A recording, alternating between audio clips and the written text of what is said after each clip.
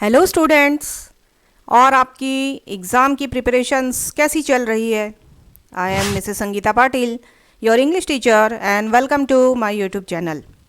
आपकी प्रिपरेशन को और परफेक्ट बनाने के लिए आज मैं आपके लिए ग्रामर की फ़र्स्ट टेस्ट सीरीज़ लेकर आई हूँ।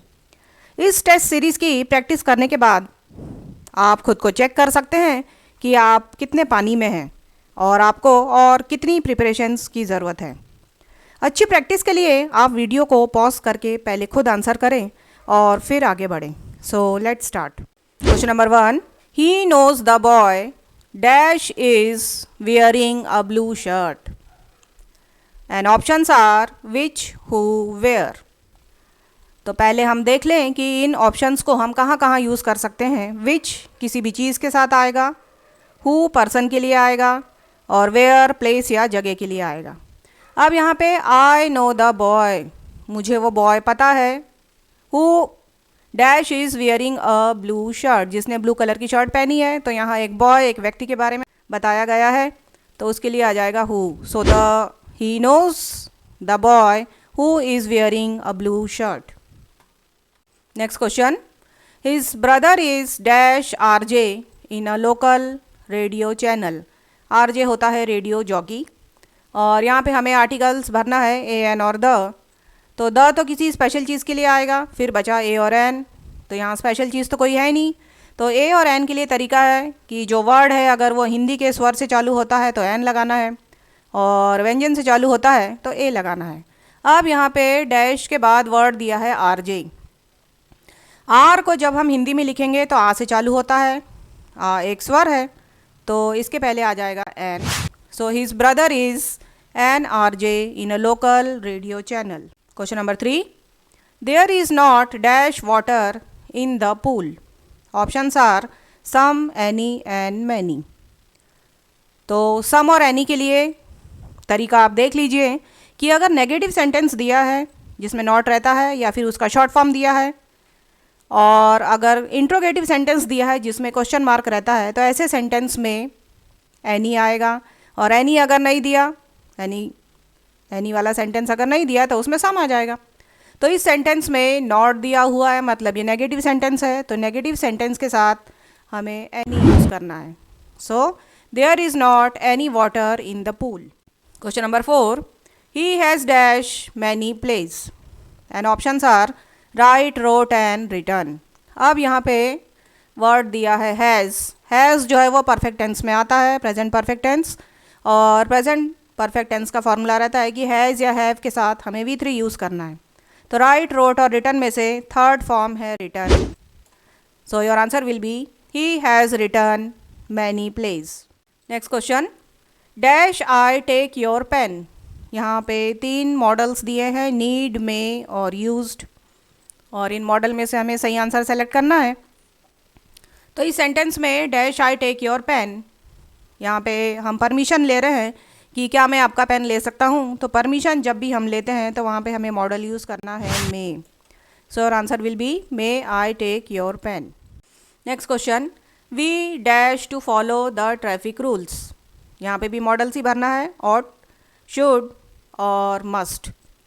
तो एक सिंपल सी ट्रिक मैं आपको बताऊँगी कि किसी भी सेंटेंस में अगर टू दिया हुआ है तो टू के साथ हमेशा जो मॉडल आता है वो है ऑट। ऑट का मतलब करना चाहिए। तो टू से हम पहचान सकते हैं कि हमें वहाँ कौन सा मॉडल यूज़ करना है, तो हमें बाकी मॉडल्स देखने की ज़रूरत नहीं है।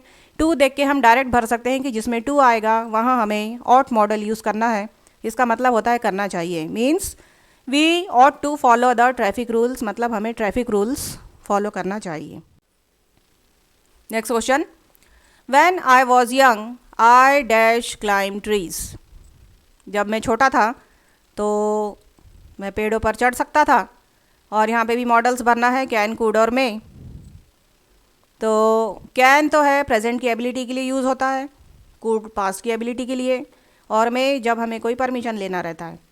अब यहाँ पर पास्ट की एबिलिटी बताई गई है, ये हमें ऑक्सिलरी वर्ब वॉज से पता चलता है कि ये पास्ट वाला काम है, कि पास्ट में जब वो छोटा था तो पेड़ पर चढ़ सकता था। पास्ट की एबिलिटी इसमें बताई गई है, तो यहाँ पे मॉडल यूज़ करेंगे could. So when I was young I could climb trees. Question number 8, I haven't bought dash milk today. अब यहाँ पे सम एनी और मैनी में से भरना है, तो तरीका हम वही यूज़ करेंगे कि अगर नेगेटिव या इंट्रोगेटिव दिया है तो उसमें एनी आएगा। तो यहाँ पे वर्ड दिया है हैवंट, जो हैव नॉट का शॉर्ट फॉर्म होता है, तो ये एक नेगेटिव सेंटेंस है। तो सेंटेंस अगर नेगेटिव है तो उसमें आँख बंद करके हमें एनी लगा देना है। So your correct answer will be I haven't bought any milk today. Then question number 9, how dash students are present today. यहाँ पे भरना है एनी, मच और मैनी, इंट्रोगेटिव के साथ आएगा। फिर बचा मच और मैनी। तो मच और मैनी के लिए आपको मैनी का तरीका याद रखना है कि अगर प्लूरल काउंटेबल्स दिए हैं, प्लूरल काउंटेबल मतलब का मतलब जिसमें एस या एस लगा रहता है, और काउंटेबल मतलब जिनको हम 1 2 3 की गिनती में गिन सकते हैं। तो ऐसे काउंटेबल्स जिसमें एस या एस लगा रहता है उसमें मैनी आएगा। तो इस सेंटेंस में डैश के बाद दिया है स्टूडेंट्स, और स्टूडेंट्स में एस लगा हुआ है, और स्टूडेंट्स को हम 1 2 3 की गिनती में गिन भी सकते हैं। मीन्स ये काउंटेबल भी है और प्लूरल भी है, तो यहाँ पर आ जाएगा मैनी। तो मच और मैनी के लिए बहुत आसान तरीका है। इसमें मैनी का तरीका याद रखना है कि अगर प्लूरल काउंटेबल्स दिए हैं तो उसमें मैनी आएगा, नहीं तो फिर मच आएगा। So your answer will be how many students are present today. How dash sugar do you take in tea. Your 3 options are much, many and any. तो एनी तो नेगेटिव और इंट्रोगेटिव में आता है, और यहाँ हम मच और मैनी का तरीका देखेंगे। यहाँ पे डैश के बाद वर्ड दिया है शुगर। शुगर को हम काउंट तो कर सकते हैं, लेकिन 1 2 3 की गिनती में इसे काउंट नहीं कर सकते, इसे हम केजी में काउंट करेंगे, तो ये अनकाउंटेबल्स में आएगा। तो अनकाउंटेबल्स के साथ हमें लगाना है much. So your answer will be how much sugar do you take in tea. Next, the earth dash round the sun. Earth sun के चारों तरफ घूमती है, तो ये एक यूनिवर्सल ट्रूथ है। यूनिवर्सल ट्रूथ हमेशा प्रेजेंट सिंपल या प्रेजेंट इंडेफिनिट टेंस में ही रहते हैं। यहाँ पे 3 ऑप्शंस दिए हैं, मूव, मूव्स और मूव्ड। तो मूव तो पास्ट हो गया है, तो ये तो आएगा ही नहीं। अब प्रेजेंट वाले 2 एग्जांपल्स यहाँ पे दिए हैं, मूव या मूव्स। तो इसके लिए हमें सब्जेक्ट को देखना पड़ेगा। सब्जेक्ट में दिया है द अर्थ। अर्थ सिंगुलर है। सिंगुलर सब्जेक्ट जब भी दिया रहता है तो उसकी वर्ब के साथ एस या एस आता है, और प्लूरल अगर है तो उसकी वर्ब के साथ एस और एस नहीं आता। तो ये सिंगुलर है, तो इसकी वर्ब के साथ हमें एस और एस लेना है, तो अर्थ के साथ आ जाएगा moves. So the earth moves round the sun. The next question, he always dash on time. And your 3 options are comes, come and came. अब यहाँ पे ऑलवेज दिया है, मतलब ये डेली वाला काम है। तो जब भी कोई आदत दी रहती है तो आदत के लिए भी हमें प्रेजेंट सिंपल या इंडेफिनिट टेंस यूज़ करना है, और उसका फॉर्मूला है कि या तो उसमें V1 रहता है या V1 के साथ एस या एस लगा रहता है। अब यहाँ केम तो आएगा ही नहीं, फिर बचे 2 ऑप्शंस कम्स और कम। तो इसके लिए हमें सब्जेक्ट को देखना पड़ेगा। सब्जेक्ट दिया है ही सिंगुलर है, तो इसकी वर्ब के साथ हमें एस या एस लेना है, तो ही के साथ आ जाएगा comes. So he always comes on time. Next question, dash Ganga is a sacred river. यहाँ आर्टिकल्स भरना है, ए एन या द। अब डैश के बाद दिया है गंगा। गंगा एक रिवर का नाम है, तो ऐसी जब भी स्पेशल चीज़ दी है, रिवर्स, माउंटेन्स, तो उसके साथ हमें द ही लगाना है। तो यहाँ पे आ जाएगा the. So your answer will be the Ganga is a sacred river. Arun is dash tallest boy in the class. Arun जो है क्लास में सबसे टॉलेस्ट या सबसे ऊंचा बॉय है। आर्टिकल भरना है ए एन और द। अब यहाँ पे डैश के बाद दिया है टॉलेस्ट वर्ड, तो जिसमें EST लगा रहता है या मोस्ट वर्ड दिया रहता है वो सुपरलेटिव डिग्री का एग्जाम्पल होता है, और सुपरलेटिव डिग्री का एग्जाम्पल जब भी दिया रहता है तो उसमें हमेशा द ही आएगा। So your answer will B Arun is the tallest boy in the class. Next question, his father is dash MLA। अब यहाँ डैश के बाद MLA वर्ड दिया हुआ है, इसमें भी आर्टिकल भरना है ए एन और द। तो ए और एन वाला तरीका हम यहाँ देखेंगे। वर्ड दिया है MLA, तो इस MLA वर्ड को हम हिंदी में लिखेंगे एम ए से चालू होता है, ए स्वर है। तो जब कोई भी वर्ड स्वर से चालू होगा तो उसके पहले हमें एन लगाना है, और व्यंजन से चालू होता है तो ए लगाना है। तो MLA ऐसे चालू होता है, इसे यम नहीं पढ़ेंगे, यम यल ये नहीं पढ़ेंगे, इसे पढ़ेंगे MLA। बहुत से बच्चे एम को यम पढ़ते हैं और उनका आर्टिकल रॉन्ग हो जाता है, तो ये स्पेशल ध्यान देना है कि एम को हमें एम ही पढ़ना है। So his father is an MLA। Then they have been playing here dash morning. यहाँ पे भरना है सिंस, फॉर या और। तो ये प्रेजेंट परफेक्ट कंटिन्यूस टेंस का एग्जांपल है, और इसकी पहचान रहती है कि इसमें सिंस या फॉर में से कोई एक वर्ड रहता है, तो और तो इसमें आना ही नहीं है। अब बचा सिंस और फॉर, तो इसके लिए तरीका यह है कि जब फिक्स टाइम दिया रहता है जैसे मॉर्निंग, इवनिंग, आफ्टरनून, तो वहाँ हमें सिंस लगाना है। और जब पीरियड ऑफ टाइम मतलब वहाँ गिनती दी रहेगी जैसे 2 आवर्स, 3 आवर्स, 2 डेज, 2 मंथ्स, तो वहाँ हमें फॉर लगाना है। अब यहाँ डैश के बाद मॉर्निंग दिया है, तो मॉर्निंग फिक्स टाइम है, सुबह का समय, तो इसके साथ हमें सिंस लगाना पड़ेगा। So your answer will be they have been playing here since morning. Next question, we have been studying in this college dash 3 years. अब हैव बीन स्टडिंग दिया है, डैश के बाद 3 ईयर्स दिया है, और ये भी प्रेजेंट परफेक्ट कंटिन्यूअस टेंस का एग्जांपल है, और इसमें हमें सिंस फॉर में से कोई एक वर्ड चूज़ करना है। अब यहाँ डैश के बाद दिया है 3 जो है पीरियड ऑफ टाइम है 3 वर्ष, तो पीरियड जब भी दिया रहेगा तो यहाँ पर आ जाएगा for. So your answer will be we have been studying in this college for 3 years. They will go to Delhi dash Monday. अब यहाँ पे दिया है options in, on, at, 3 prepositions इसमें दिए हैं, तो इसके लिए आप अच्छे से समझ लें। इन तो किसी चीज़ के अंदर है, और ईयर्स या मंथ्स अगर दिए हैं तब हमें इन लगाना है, ये बड़े होते हैं इसलिए इसमें इन लगाना है।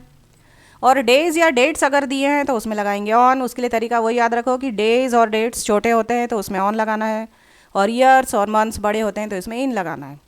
अब यहाँ डैश के बाद दिया है मंडे, ये एक डे है, डे छोटा होता है, so they will go to Delhi on Monday. तो ईयर, मंथ्स, डेज और डेट, ये 4 ऑप्शंस बहुत इंपॉर्टेंट है जिसमें हमें कोई ना कोई प्रीपोजिशंस भरना पड़ता है, तो उसके लिए स्पेशल ध्यान हमें रखना है। Then he went to Kashmir dash April. अब डैश के बाद अप्रैल दिया है, यहाँ पर भी करेक्ट प्रीपोजिशन भरना है, तो अप्रैल जो है मंथ का नाम है तो मंथ में आ जाएगा in. So he went to Kashmir in April. Next question very important, his uncle died dash cancer.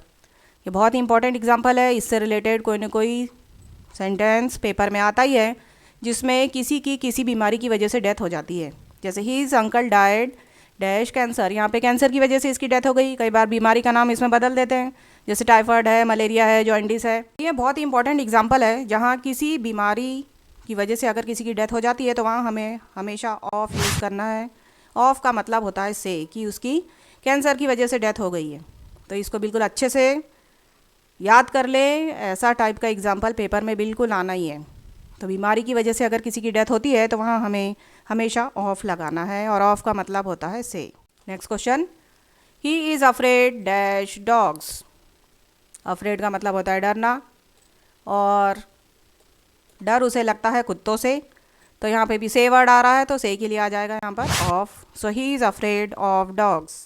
I am not going to office dash I am ill. Your options are and, so and because. And का मतलब होता है और, सो इसलिए, और because क्योंकि। तो यहाँ पे दिया है I am not going to office dash I am ill. मैं ऑफिस इसलिए नहीं जा रहा हूँ क्योंकि मैं बीमार हूँ, तो यहाँ पे कारण बताया जा रहा है। जब भी कारण बताया जाएगा तो वहाँ पर हमें बिकॉज यूज़ करना है। So I am not going to office because I am ill. Next question, dash you work hard you will pass. बहुत ही इंपॉर्टेंट एग्जाम्पल है ये। अगर तुम हार्ड वर्क करोगे तो तुम पास होगे। And your options are if, unless and whether. तो यहाँ पे अगर के लिए वर्ड आएगा if you work hard you will pass. Unless का मतलब होता है जब तक, तो ये तो यहाँ आएगा ही नहीं, तो यहाँ पे हमें इफ़ ही यूज़ करना है। If you work hard you will pass, अगर हार्ड वर्क करोगे तो pass. I prefer coffee dash tea. ये बहुत इंपॉर्टेंट एग्जाम्पल है। प्रीफर वर्ड वाला कोई ना कोई इसमें आता ही है, और इसका मतलब होता है पसंद करना। So I prefer coffee dash tea, मतलब मुझे चाय से ज़्यादा कॉफ़ी पसंद है। तो ऐसे सेंटेंस में हमेशा टू ही आएगा। So I prefer coffee to tea. The patient had died dash the doctor arrived. तो डॉक्टर के आने से पहले पेशेंट की डेथ हो गई है, मतलब ये काम डॉक्टर के आने से पहले ही हो गया है। And your options are before, after and both A and B. Before मतलब पहले और आफ्टर मतलब बाद में। अब यहाँ पेशेंट की जो डेथ है डॉक्टर के आने से पहले ही हो गई है, तो पहले के लिए यहाँ ऑप्शन आ जाएगा before. So the patient had died before the doctor arrived. Next question, Bhopal is larger dash Gwalior. यहाँ पे वर्ड दिया है लार्जर, ये डिग्री वाला एग्जाम्पल है। तो जिसमें ई आर लगा रहता है वो कंपेरेटिव डिग्री रहती है, और कंपेरेटिव डिग्री की पहचान है कि उसमें हमेशा दैन ही आता है, तो यहाँ पे ऑप्शन हो जाएगा than. So Bhopal is larger than Gwalior. और कंपैरेटिव डिग्री की पहचान है कि उसमें ER लगा रहता है। Next question, we were making kites when father dash. जब फादर पहुँचे या आए तो हम काइट्स बना रहे थे। अब यहाँ पर वर दिया हुआ है, तो इससे हमें पता चलता है कि ये पास्ट वाला काम है, तो यहाँ से जो हम वर्ब लेंगे वो भी पास्ट या V2 वाली लेंगे। So arrived, arrive, arrived and arriving, ये 3 वर्ब्स यहाँ पर दी हुई है, तो इसमें से पास्ट या V2 होता है ED वाला। पास्ट पहचानना बहुत ईजी है, जिसमें ED लगा रहता है वो पास्ट होता है, तो यहाँ पर हो जाएगा arrived. So we were making kites when father arrived. Don't leave this place dash I come back. तो इस प्लेस को छोड़ना नहीं है जब तक कि मैं वापस नहीं आता। जब तक के लिए वर्ड होता है अनटिल, व्हेन तो होता है कब, और इफ़ होता है अगर, तो ये दोनों तो यहाँ आएंगे नहीं, फिर बचा अनटिल मतलब जब तक। So don't leave this place until I come back. Question number 29, I dash by that mobile if I had money. तो मैं उस मोबाइल को ख़रीद लेता अगर मेरे पास पैसे होते। तो फ्यूचर के बारे में बता रहे हैं, ये हमारी इच्छा है कि अगर मेरे पास पैसे होते तो मैं उस मोबाइल को ख़रीद लेता। तो यहाँ पे 2 ऑप्शंस है। शुड तो हमें सजेशंस के लिए यूज़ होता है, फिर बचा वुड और वुड हैव। वुड फ्यूचर में किसी इच्छा को बताने के लिए यूज़ करते हैं, और वुड हैव उसी का अगर हम पास्ट में हम बता रहे हैं तो वुड हैव यूज़ करेंगे। तो यहाँ हम फ्यूचर के बारे में बता रहे हैं कि अगर मेरे पास पैसे होते तो मैं मोबाइल को ख़रीद लेता, तो फ्यूचर के लिए हम यहाँ पर यूज़ करेंगे would. Question, she dash go to temple every day when she lived in village. और 3 ऑप्शंस इसमें है, विल, वुड और कुड। तो विल फ्यूचर के लिए आएगा, फिर बचा वुड और कुड। कुड जो है पास्ट की एबिलिटी के लिए आएगा, और वुड पास्ट में अगर कोई इमेजिनेशन है तो उसके लिए हम वुड यूज़ करते हैं।